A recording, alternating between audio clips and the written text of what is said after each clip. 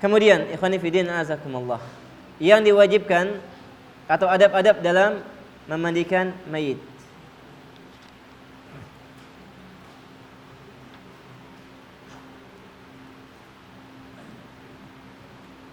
Maka di antara perkara yang perlu disiapkan, ya saya sudah bawakan, nanti bisa dilihat atau mungkin dikeluarkan akhi. Mohon maaf, bisa dibantu. Untuk yang memandikan, maka dia butuh sarung tangan. Perlengkapan untuk yang memandikan, maka dia butuh kepada sarung tangan. Kedua, dia butuh kepada masker. Dia butuh kepada apa? Masker. Dikeluarkan aja semuanya. Dia butuh kepada masker, penutup hidung. Yang ketiga, dia butuh kepada, tahu celemek? Bukan untuk masak ya.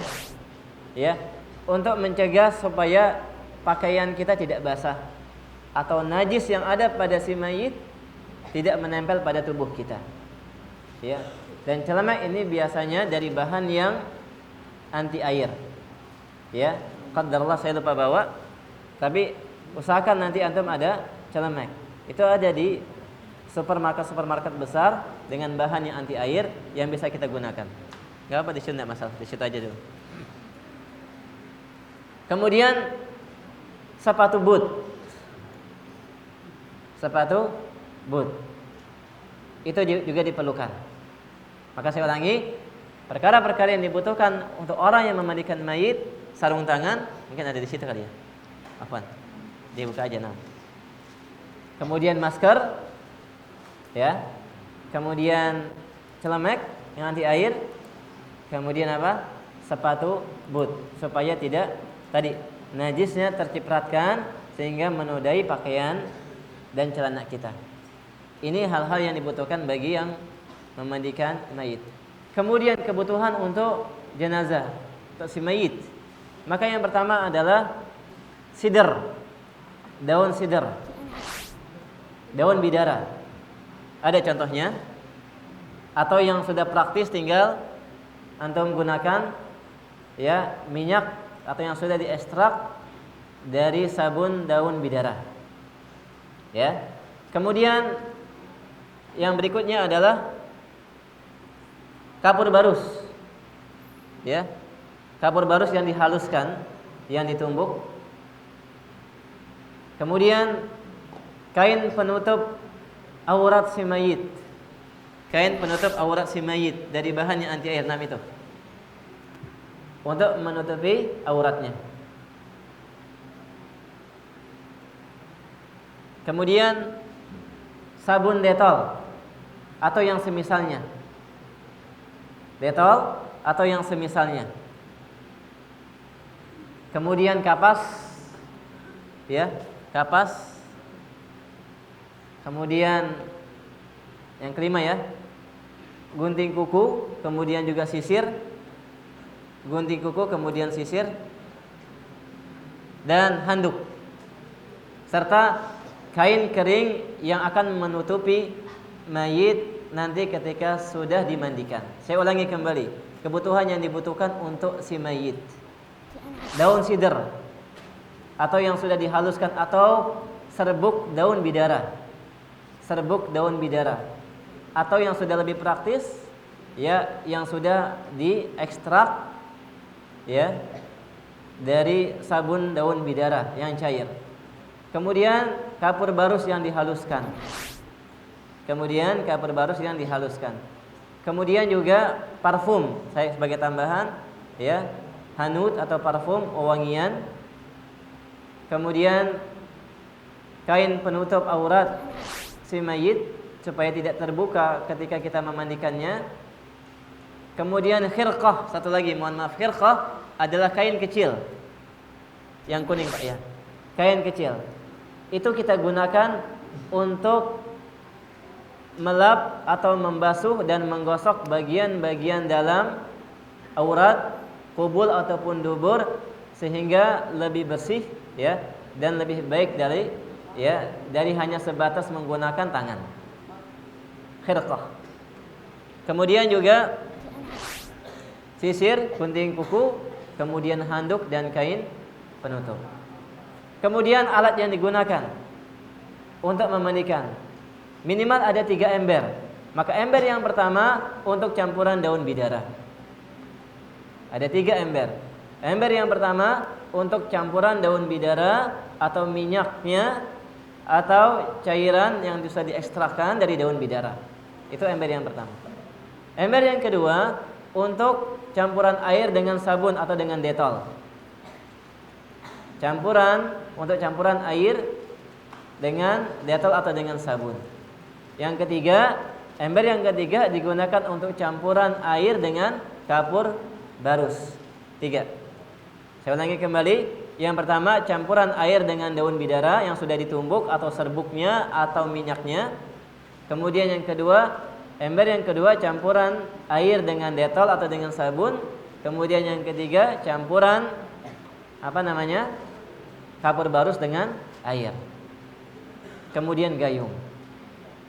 Kalau mau mencari lebih mudah lagi, maka cukup dengan apa? Dengan selang yang tentunya tidak keras keluar airnya, ya, supaya tidak menyakiti si mayit. Itu dengan selang. Mungkin bisa lebih mudah pada untuk memandikan. Taib. Sudah paham ya alat-alat yang dibutuhkan. Taib. Kemudian ya khonifidin azakumullah. Tata cara memandikan. Yang pertama, memandikan mayit dengan 3 kali pemandian. Memandikan mayit dengan 3 kali pemandian atau lebih, sesuai dengan apa yang dianggap oleh orang yang memandikan mencukupi. Kalau 3 sudah mencukupi, sudah cukup bersih, tidak keluar lagi kotoran-kotoran yang ada pada si mayit dari kubur dan dubur, maka 3 kali basuh sudah mencukupi. Tapi kalau dianggap kurang, maka boleh ditambahkan 5 atau 7. Baik. Anggap beliau mayit.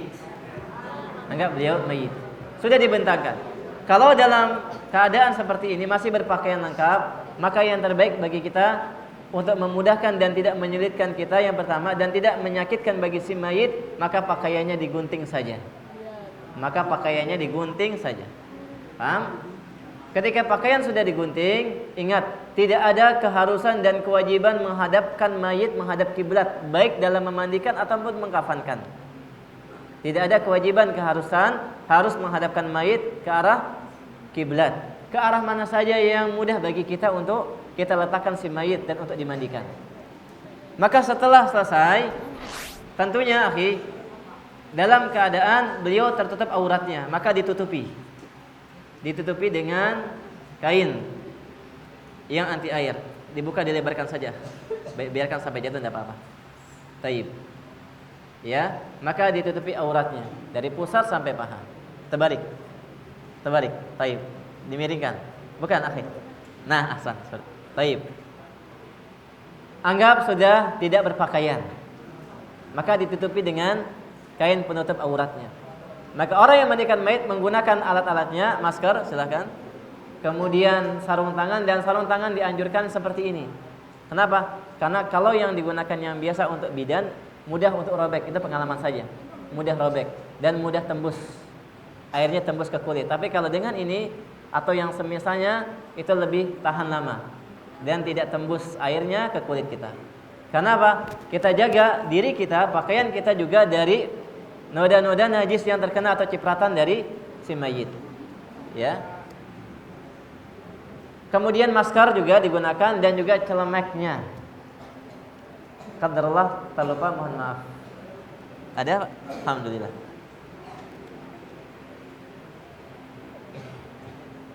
Nah, sebagian mereka memandikan di tempat umum atau di kamar mandi yang tidak khusus. Maka kalau ada sepatu boot lebih bagus. Lebih bagus, lebih aman dan lebih menjaga diri kita dari cipratan najis. Demikian. Maka kemudian kenakan semuanya, demikian juga masker. Kenapa masker itu dibutuhkan, akhi? Karena tidak jarang sebagian mayit, apalagi yang baru keluar dari rumah sakit, ya, tentunya dia tidak mandi, bisa berminggu-minggu, bisa berbulan-bulan. Nah, mungkin ini diantara besarnya pahala orang yang memandikan mayit. Inna idhamil jaza ma idhamil bala. Besarnya pahala disesuaikan dengan besarnya musibah. Mencium bau musibah tidak? Musibah. Tapi di hadapan kita saudara kita, rekan kita, sahabat kita, butuh kepada pengurusan, ya, butuh kepada bantuan kita, maka kita mandikan, kita gunakan masker. Setelah itu, maka yang pertama adalah cuci kedua tangan si mayit. Cuci hingga bersih kedua tangan si mayit. Ya, dicuci hingga bersih sebagaimana kita hendak makan. Kemudian setelah itu angkat sedikit bagian atas si mayit sampai dimiringkan, kemudian kita urut-urut perutnya agar kotoran-kotorannya keluar. Dan itu akan lebih mudah. Ya, diurut, tapi tidak perlu dengan tenaga yang kuat. Tidak perlu sampai dipijit, beda ya. Tidak dipijit, hanya sebatas ditekan-tekan saja secara lembut. Sampai kita perhatikan, kita lihat apakah kotorannya sudah keluar. Kemudian ambil tisu, Pak. Tisu, kemudian dilingkar-lingkarkan ke tangan kiri kita. Tisu dilingkar-lingkarkan ke tangan kiri kita. Fungsinya apa? Untuk kita bersihkan bagian duburnya. Jadi lihat, setelah sarung tangan, antum juga gunakan dengan tisu. Atau ada salah satu waslap ada yang merah, Pak. Waslap saya ada yang merah. Ada tidak yang merah? Di plastik saya. Yang merah ada waslap? Bukan, kain merah. Di plastik saya. Waslap. Tidak ada di situ, mungkin di satu lagi. Antum juga bisa menggunakan waslap yang ada lubangnya. Kain yang ada lubangnya dimasukkan. Kalau tidak ada mungkin nggak apa-apa dengan itu. Iya, itu saja. Digini-ginikan, Pak. Iya. Ya. Gulung-gulung ke tangan kemudian dibersihkan. Sampai bersih, akhi. Dengan tanpa melihat auratnya. Itulah fungsinya mengapa menggunakan penutup aurat. Karena sebagaimana dalam keadaan hidup kita tidak boleh melihat aurat, demikian pula dalam keadaan dia sudah wafat. Paham? Sebagian kaum mereka memandikan ditelanjangkan secara total, dilihat oleh orang-orang, baik yang laki-laki ataupun yang wanita. Wanita dengan wanita memang memandikannya wanita, tapi dibuka. Demikian juga laki-laki, mereka buka total. Kemudian mereka siram kayak steam mobil. Ya, naudzubillah min dzalik. Nah, ini tidak benar. Tapi tetap auratnya tertutup. Oleh sebab itu dibantu oleh dua orang yang membuka sedikit, mengangkat kain penutupnya agar memudahkan bagi yang memandikan untuk membersihkan kubul dan duburnya. Setelah dirasa sudah bersih, kemudian kita ambil lagi tisu yang bersih, kita tempelkan ke kubul dan dubur, tidak ada noda, sudah kita pastikan, maka kita mulai memandikan si mayit dengan adab yang pertama, mewudukannya sebagaimana wuduknya untuk salat. Maka setelah itu kita wudukan. Kita wudukan. Kita masukkan air ke mulutnya sedikit, ya. Tanpa harus banyak seperti kemur, tidak. Hanya sebatas memercikan air saja ke mulut. Kemudian kita bersihkan dua hidungnya. Tapi seperti biasa tetap ya adabnya. Saya ulangi kembali. Sebagaimana kita berwudu, kita memulai dengan cuci tangan dulu, kita cuci tangannya, cuci tangankan dulu si mayit. Kedua tangannya, Pak. Setelah dua tangan bersih dengan sela-sela jarinya, baru kemudian kita kumur-kumurkan dan kita bersihkan kedua hidungnya. Setelah dibersihkan dua hidungnya, maka kita basuh mukanya 3 kali. Setelah mukanya, kita basuhkan kedua tangannya. Tangan kanan terlebih dahulu sampai siku, baru kemudian tangan kiri sampai siku. Setelah itu baru rambut dan kedua telinganya. Bagian depan, ya, poni, kemudian tarik ke ubun-ubun sampai ke bagian belakang kepala sebagaimana kita berwudu. Tersentuh semuanya air, masuk ke dalam rambut itu air. Lalu kemudian kita bersihkan dengan telunjuk dan jari jempol kita kedua telinganya. Ya, selesai, kemudian kaki kanan dan kiri sampai mata kaki. Selesai diwudukan, maka kita ambil kapas untuk menutupi mulut dan kedua hidungnya supaya air itu tidak masuk. Kita ambil kapas, kita tutupi mulut dan kedua hidungnya supaya air tidak masuk. Antum kalau mandi misalnya, kemasukan air ke hidung perih tidak? Perih tidak? Perih. Orang yang meninggal, mereka merasakan apa yang kita rasakan, akhi. Sakitnya kita ketika masuk air ke dalam hidung, maka dia pun merasakan. Ya, maka oleh sebab itu disumpal terlebih dahulu kedua hidung dan mulutnya supaya tidak masuk air. Selesai itu, maka kita basuh dengan basuhan yang pertama di bagian kanannya terlebih dahulu. Maka antum ambil gayung. Ada gayung? Tidak ada, anggaplah itu gayung. Bagian kanan terlebih dahulu. Bagian kanan terlebih dahulu.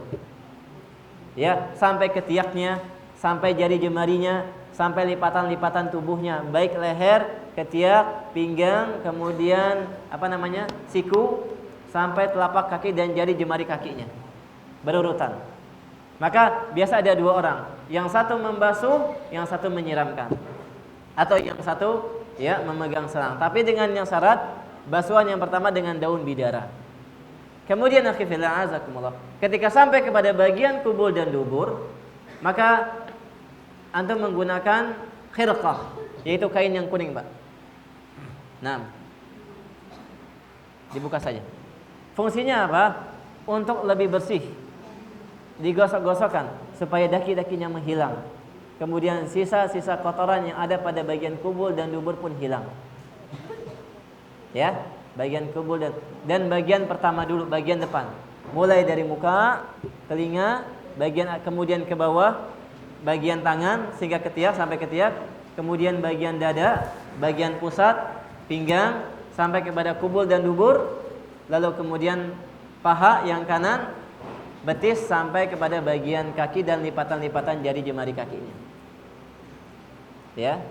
Dan tentunya dalam membasuh kubul dan dubur tetap dengan tangan kiri.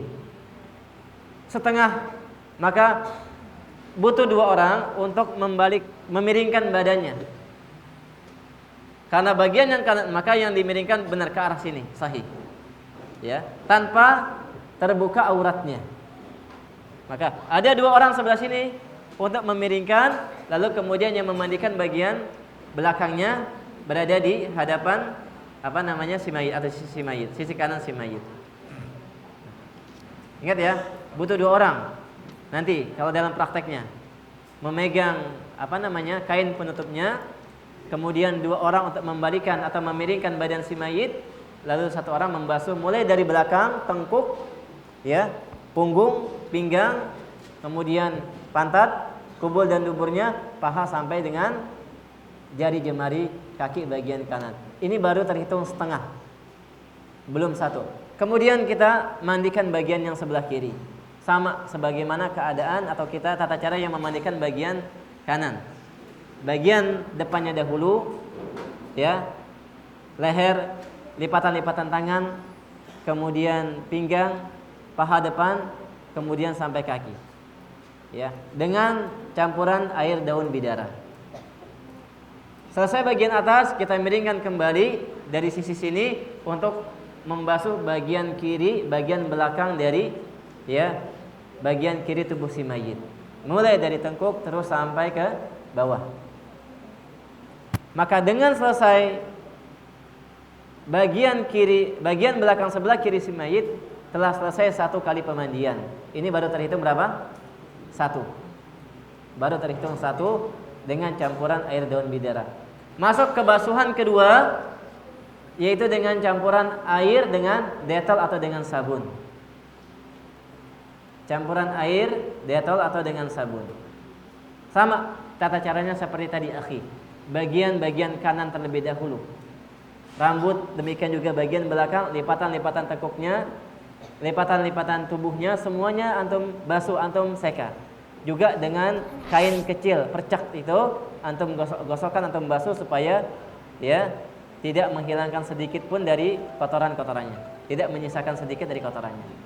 Bagian kanan, depan dan belakang selesai, kemudian bagian belakang, depan dan kiri, atau bagian depannya kemudian bagian belakangnya. Maka itu terhitung dua kali pemandian. Bagian yang ketiga atau basuhan yang ketiga yaitu memandikan mayit dengan campuran air dan kapur barus. Air dan kapur barus. Sama juga tata caranya seperti itu. Sama juga tata caranya seperti yang tadi. Selesai, akhi fillah azakumullah. Antum cari kain bersih atau kain yang tadi digunakan. Yang tadi kita gunakan, yang kain kecil itu, antum lihat, antum lekatkan ke bagian kubul dan dubur si mayit.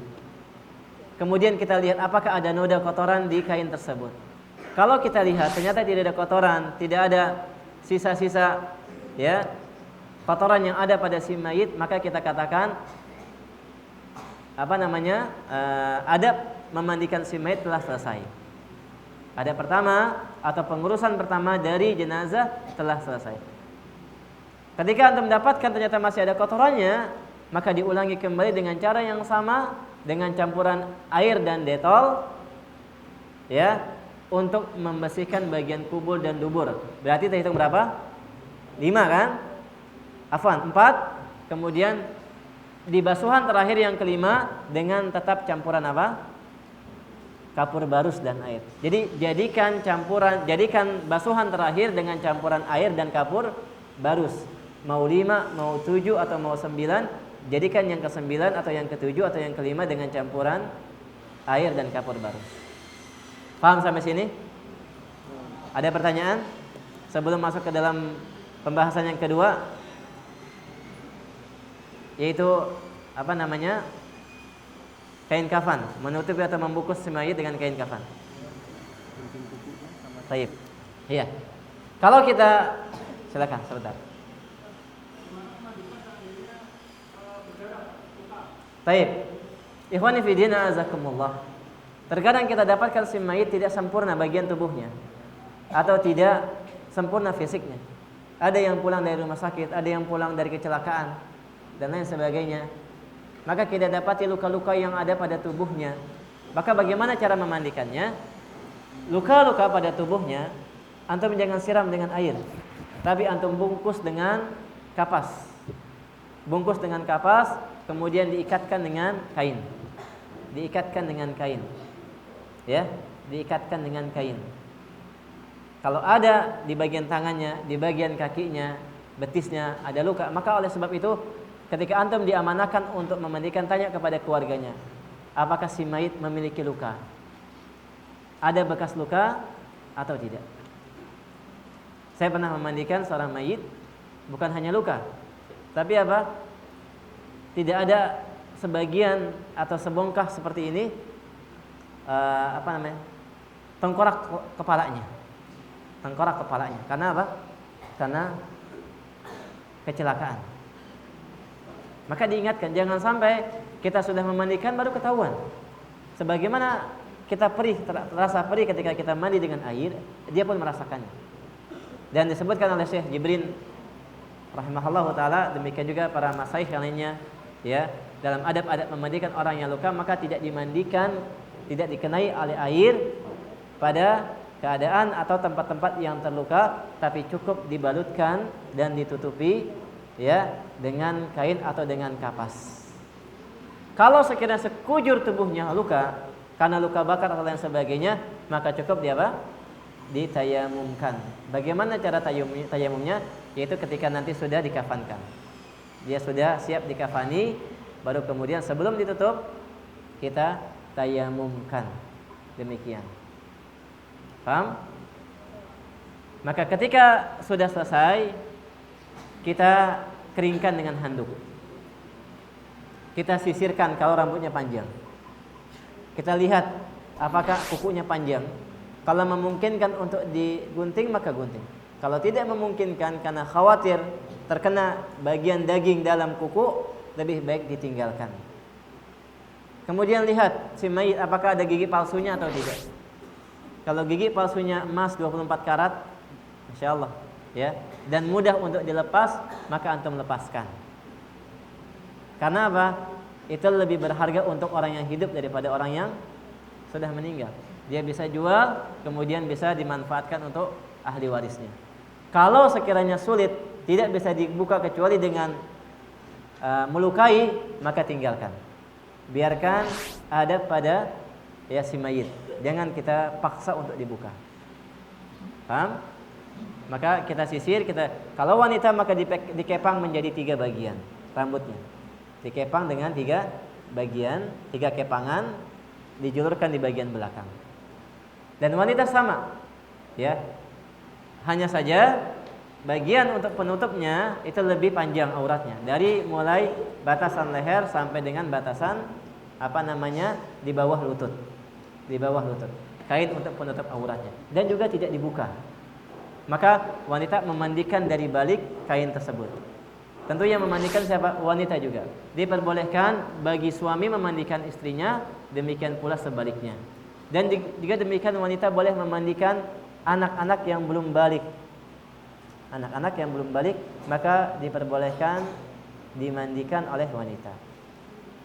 Yang tidak dimandikan adalah mereka yang wafat dalam keadaan muhrim, dalam keadaan sedang umrah atau ibadah haji, qaddarallahu ma syaa fa'al, Allah wafatkan, maka pada kondisi seperti itu maka dia tidak dimandikan. Baik, sekarang kita masuk ke dalam bagian, ada pertanyaan lain terkait dengan bab mandi. Silakan.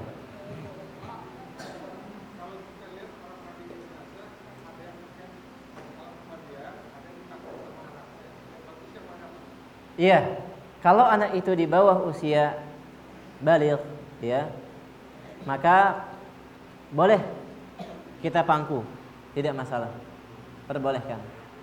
Tapi memang akan menyulitkan kita dalam proses pemandiannya. Jujur, akan menyulitkan kita.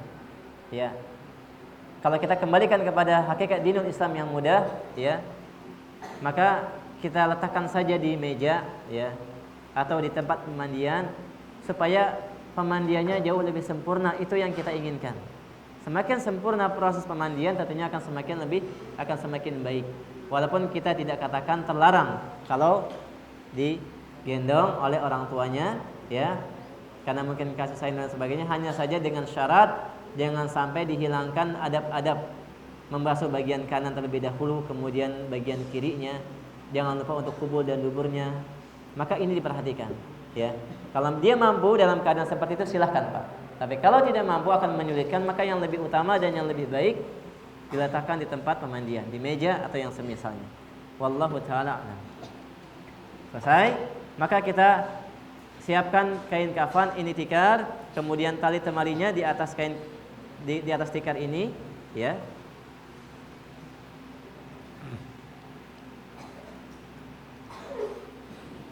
Kemudian setelah tali langsung kita letakkan di atasnya kain kafan, ya. Dan yang lebih mudah, kalau memang memungkinkan akhifillah, pengurusan jenazah itu tempatnya seperti ini. Baik yang memandikan ataupun untuk tempat mengkafani seperti ini. Ya, kita lihat di Saudi, di sebuah jam'iyah, mereka punya alat pemandian khusus dan juga alat untuk memudahkan mengkafani si mayit. Bentuknya kurang lebih seperti ini. Tapi di tengahnya ada laci-laci yang dia gunakan untuk menyimpan kapas, kain kafan, kemudian tali temali, dan juga digunakan untuk menyimpan wewangian di bagian tengahnya. Tapi bentuknya seperti ini kurang lebih. Dan ini lebih mudah. Dan ini jauh lebih mudah. Baik. Sekarang kita lihat adab-adab pengkafanan yang dibutuhkan, takfinul mayit. Ikhwani fillah azakumullah. Yang pertama, kain kafan, ya, untuk laki-laki minimal 3.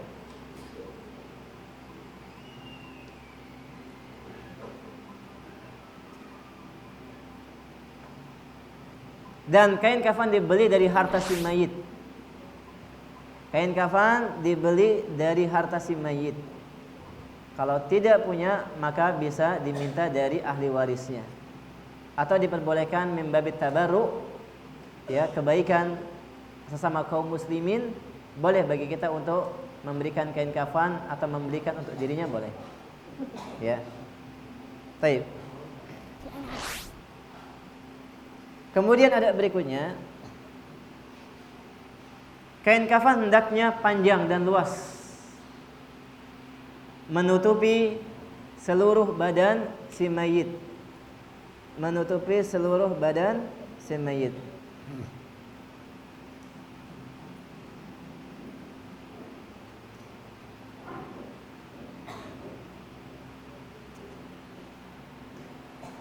Dan kemudian kain kafan tidak mesti baru, akhi. Tidak mesti baru, tapi baik. Ya. Apa yang dimaksud dengan baik? Yang dimaksud dengan baik disebutkan oleh Syekh Albani, wal muradu bi ihsanil kafani nadhafatuhu wa kasafatuhu wa satruhu. Bersih kainnya, kemudian tidak terlalu tipis sampai menyeplak, membentuk auratnya, dan kemudian luas sehingga bisa menutupi seluruh badannya. Walaisal muradu bihi as-sarfa fihi wal mughalatah wa nafasatah. Dan bukannya yang dimaksud baik di sini adalah mahalnya, bukan. Bukan mahalnya, khifillah azakumullah, dan juga tidak boleh berlebih-lebihan. Ketika Abu Bakar As-Siddiq radhiyallahu anhu hendak dikafani, maka dia minta dibawakan kain kafan yang baru, tapi beliau menolak dan beliau meminta untuk diberikan kain kafan atau dikafani dengan kainnya yang sudah lama. Apa yang dikatakan? Orang yang hidup lebih berhak untuk itu daripada orang yang mati. Baik. Maka kita siapkan kain kafan 3 lapis.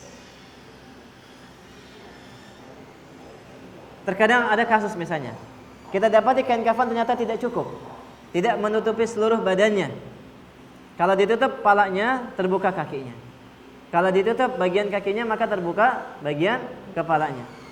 Maka bagaimana caranya? Ya, kalau demikian keadaannya, ikhwan fillah azakumullah, tutuplah bagian kepalanya dengan kain kafan tersebut, ya. Lalu kemudian yang tersisa atau yang tersingkap dari kakinya, maka bisa digunakan dengan, kalau di Arab sana, di Saudi, atau yang sesuai dengan hadis Rasulullah, dengan idkhir. Dengan idkhir. Ya, rumput idkhir. Kalau tidak, maka bisa digunakan kita selain daripada kain kafan itu, tidak mengapa. Kain yang lain digunakan. Kalau memang sulit bagi kita mencari kain kafan yang lain, hanya terbatas hanya itu aja yang ada, bisa menggunakan kain-kain yang lain untuk menutupi bagian kakinya. Baik. Setelah mayit sudah bersih, sudah harum, maka di antara yang sunnah juga atau yang baik untuk dilakukan sebelum kita kafani, anggota-anggota wudu itu diberikan wewangian. Anggota-anggota wudu, kedua telapak tangannya, kemudian kening dan keningnya, hidungnya, kedua lututnya, dan ujung-ujung jari jemari kakinya diberikan wewangian-wewangian. Baik.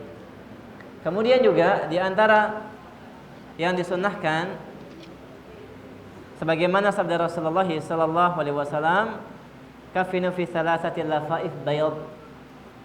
Kafanilah orang yang mati di antara kalian dengan 3 lapis kain yang warna putih.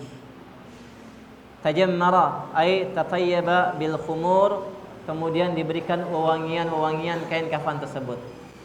Jadi kain kafannya sebelum diangkat mayit ke kain kafan, maka diberikan wewangian. Ya. Lapisan pertama, lapisan kedua, lapisan ketiga dibubuhi dengan parfum, dengan hanud, kain-kain kafan tersebut. Lalu kemudian setelah dibubuhi kain wewangian, maka letakkan mayit dalam keadaan terlentang, dalam keadaan masih tertutup auratnya. Paham? Maka dimulai untuk menutupinya bagian kanannya terlebih dahulu, ya.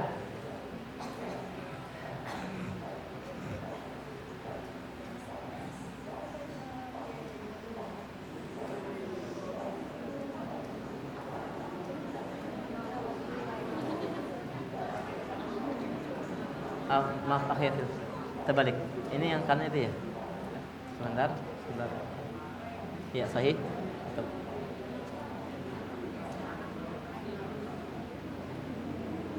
Baik. Cara menutupnya seperti itu ya. Dan kemudian ingat, kemudian diselip-selipkan kelebihan kain itu ke bagian belakang tubuh. Diselip-selipkan dan dibentuk serapih mungkin. Ya. Sudah? Ini yang pertama. Setelah semuanya rapat, bagian atas, bagian kepala, bagian tengah, bagian bawah kaki, kemudian tidak ada kain yang membujur, artinya tidak ada legoknya, kekosongannya, tapi dirapatkan semuanya, masuk ke dalam lipatan kain yang kedua.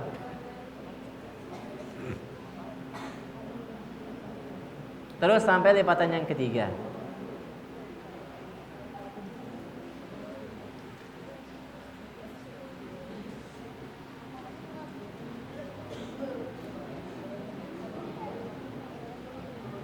Taib. Nah, kita lihat, akhi fillah azakumullah.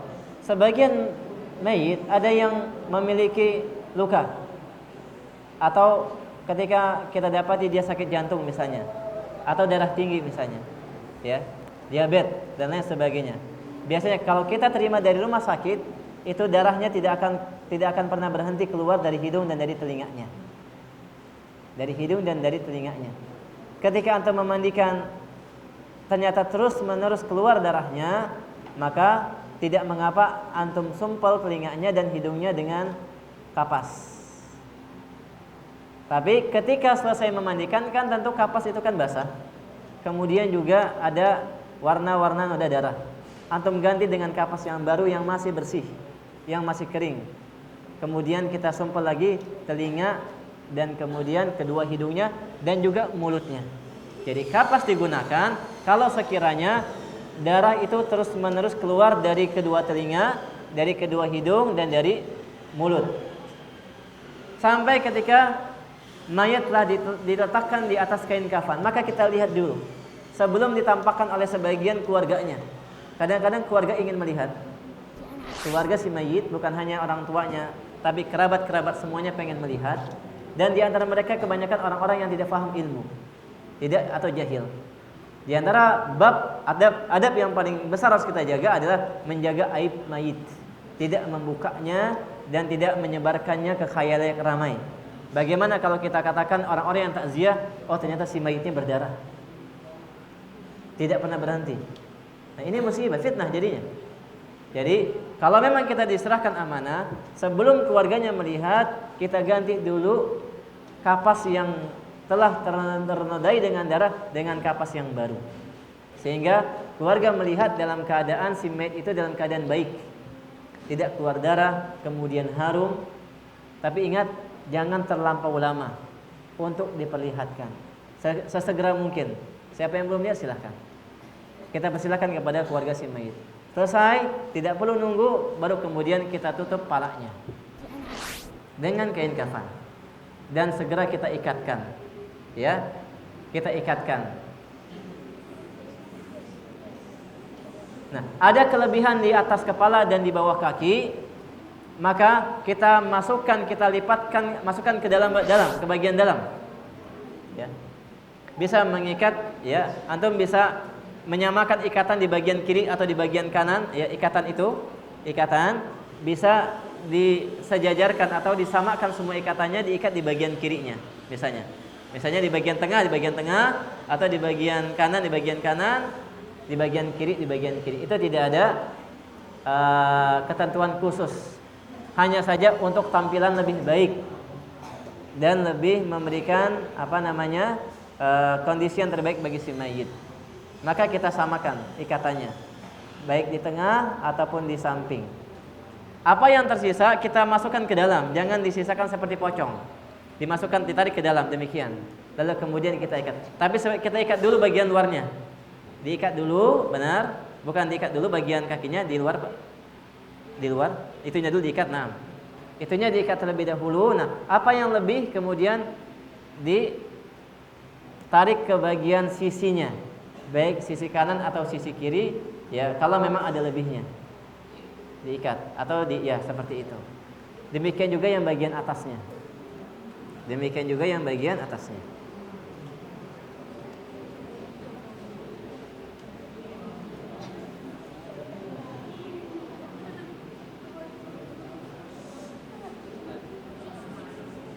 Selesai? Silakan. Posisi tangannya apakah Baik. Iya, pertanyaan yang sangat bermanfaat. Ada yang bertanya bagaimana posisi tangan? Akhi fillah azakumullah, ikhwani fiddin, mayit ketika kita memandikan atau kita mengkafani, biasanya dia meninggal malamnya atau meninggal paginya. Kalau segera dimandikan itu keadaan masih lemas, maka kedua tangan bisa kita gerakan, kedua kaki masih bisa kita gerak-gerakan lah begitu. Tapi ketika berlalu setengah hari saja maka kaku keadaannya. Lihat, sebagian mayit ada yang sudah bersedekap keadaannya, ada yang masih terbujur, terlujur ke bawah gitu ya. Maka jangan dipaksakan untuk seperti bersedekap, biarkan sebagaimana keadaannya. Karena kalau dipaksakan ada dua kemungkinan, akan menyakiti si mayit dan akan mematahkan tulangnya. Maka biarkan sebagaimana keadaannya. Kalau kakunya dalam keadaan dia terlujur ke bawah, maka biarkan seperti itu. Kalau dia bersedekap, maka biarkan bersedekap. Tapi tidak ada kewajiban, ketentuan khusus ketika mengkafani mayit harus bersedekap sebagaimana keadaan sholat. Tidak ada ketentuan seperti itu dan tidak ada riwayat yang sahih terkait dengan masalah itu. Maka sesuai dengan keadaannya. Kalau dia terlujur ke bawah, maka terlujur ke bawah. Ya, wallahu a'lam. Selesai, maka kita tutup untuk kita salatkan. Ada pertanyaan terkait dengan pengkafanan. Fadhal. Sebelum kita masuk ke dalam bab selanjutnya, yaitu mensalatkan jenazah. Silakan.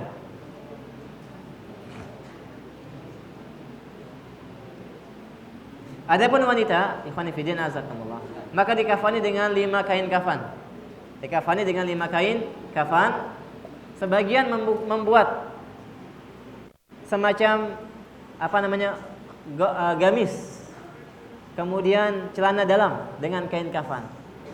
Itu memang ada yang membolehkan, sebagaimana fatwa Syekh Jibrin. Maka dibuatkan gamis, dibuatkan izar, dibuatkan penutup khimar dari kain kafan juga, dipotong ya, membentuki khimar yaitu penutup, kemudian gamis ya, dari atas sampai bawah kain, bukan hanya sebatas dari leher sampai dengan mata kaki. Lalu kemudian baru kain kafan yang menutupi seluruh tubuhnya. Itu diperbolehkan. Tapi untuk lebih memudahkan antum seperti ini saja. Ya. Demikian juga untuk wanitanya dengan 5 kain kafan juga seperti ini saja. Tidak perlu membentuknya seperti gamis, seperti sarung, seperti khimar. Tidak perlu mengguntingnya seperti itu. Thayyib. Fadhal, silakan. untuk kain kafan yang bergaris gimana? Baik, Allah barakallahu fiik. Ada sunnahnya bahwasanya Rasulullah selain ditutupi atau dikafani dengan kain kafan, maka beliau juga diselimuti atau ditutupi dengan kain yang bernama kain hibarah. Kain hibarah adalah kain bersalur, putih hitam. Seperti selimut rumah sakit, tahu? Ya, putih hitam. Itu bisa digunakan. Qadarullah tadi saya cari ternyata tidak ada, habis. Itu kain hibarah yang diletakkan di lapisan ketiga. Ya, lapisan akhir. Ditutup si mayit baru kemudian itu kalau ada dan memungkinkan silahkan. Ya. Tapi kalau tidak ada maka cukup dengan kain kafan ya yang menutupi seluruh badannya, tidak menampakkan, tidak tipis juga tidak terlalu pendek. Ya, wallahu a'lam.